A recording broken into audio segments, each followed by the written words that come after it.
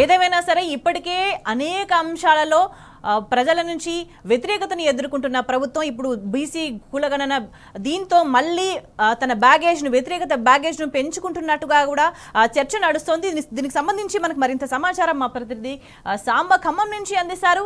సాంబ, ఒకవైపు బీసీలంతా కూడా చాలా తీవ్రంగా వ్యతిరేకిస్తున్నారు, వాళ్ళంతా హెచ్చరిస్తున్నారు కూడా ఇదే వైఖరి కొనసాగితే, ఎందుకంటే లాంగ్ టైం నుంచి బీసీలకు న్యాయం చేయాలి అంటూ, బీసీలకు అన్యాయం జరుగుతుందంటూ పోరాటాలు కొనసాగుతున్నాయి. ఇప్పుడు ఈ నివేదిక సాక్షిగా కూడా ఒక నిప్పు రాజుకుందని చెప్పొచ్చు. ఏం జరగబోతుందని భావించాలి?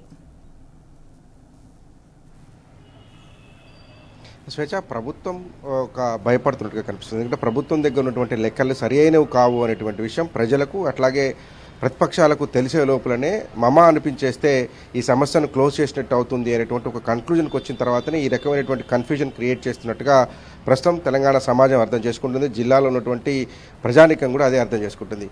డెడికేటెడ్ బీసీ కమిషన్ ఏం చెప్పింది అనేటువంటి విషయాన్ని పక్కన పెడితే ఇప్పటి వరకు జరిగినటువంటి కులగణన సర్వే సమగ్రంగా జరగలేదు. ఎవరి ఇండ్లకు రానటువంటి పరిస్థితులు ఉన్నాయి.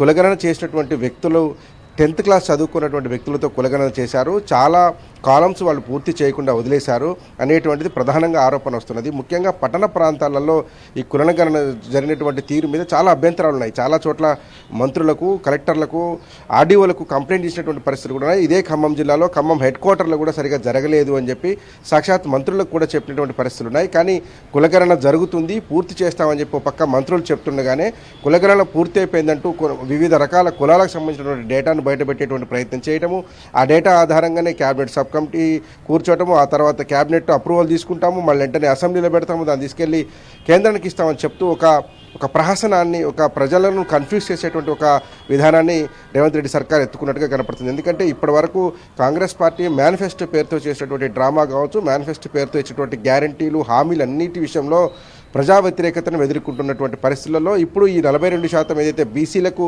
రాజకీయ ప్రాధాన్యత స్థానిక సంస్థల్లో కల్పిస్తామన్నటువంటి గ్యారంటీ కూడా ఫెయిల్ అవ్వబోతుంది అనేటువంటి విషయాన్ని గ్రహించినట్టుగా కనబడుతోంది.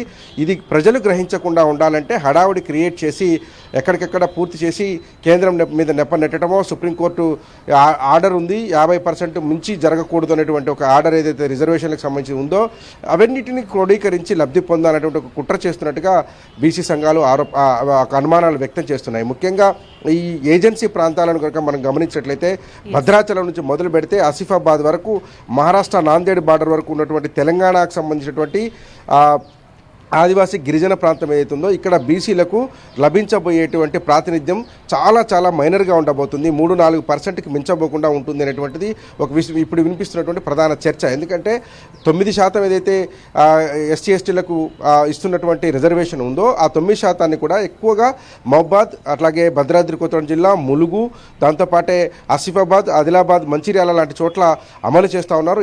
ఈ బెల్ట్ మొత్తం కూడా ఆదివాసీ గిరిజన తండాలు, గూడాలు మాత్రమే ఉంటాయి. ఇప్పటికే ఆయా గూడాలు, తండాలకు సంబంధించినటువంటి వాళ్ళలో ఎస్టీ రిజర్వ్ అయినటువంటి పరిస్థితులు ఉన్నాయి. మరి ఇక్కడ ఉన్నటువంటి బీసీ సమాజం కావచ్చు, బీసీ కులాలు కావచ్చు, దాదాపు 90 నుంచి 100 ఉన్నటువంటి బీసీ కులాలకు ఎక్కడ ప్రాతినిధ్యం వస్తుంది అనేటువంటిది ఈ ప్రభుత్వం దగ్గర స్పష్టతమైనటువంటి వివరాలు లేవు. అసలు ప్రభుత్వం చెప్తున్నటువంటి లెక్కల్లోనే చాలా తేడా ఉంది అంటున్నారు.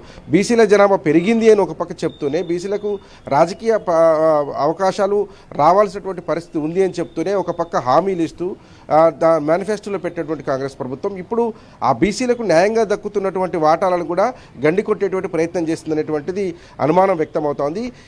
ఇక్కడ జరుగుతున్నటువంటి తీవ్ర వివక్ష ఏదైతే కొనసాగుతుందో, ఇప్పటికే షెడ్యూల్డ్ ఏరియాస్లో, రిజర్వ్డ్ కాన్స్టిట్యున్సీలలో ఉన్నటువంటి గ్రామ పంచాయతీలు కావచ్చు, వార్డుల్లో కావచ్చు, ఇప్పటికీ ఖరారైనటువంటి రిజర్వేషన్ ఎస్టీలకే పోతున్నది, ఎస్సీలకు పోతున్నటువంటి రిజర్వేషన్ ఉన్నది. మరి ఈ ప్రాంతాల్లో బీసీలను ఎట్లా అకామిడేట్ చేస్తారు, వాళ్ళకి ఏ రకమైనటువంటి ప్రాతినిధ్యం కల్పిస్తారనే దాని మీద ఈ ప్రభుత్వం దగ్గర స్పష్టత లేదు. ఈ ప్రాంతం ఏదైతే దాదాపు గిరిజన జిల్లాలుగా ఉన్నటువంటి 7-8 జిల్లాలు ఏవైతే ఉన్నాయో అక్కడ ఉన్నటువంటి బీసీ జనాభాకు పూర్తి అన్యాయం జరిగే పరిస్థితులు కనిపిస్తున్నాయి. స్వేచ్ఛ.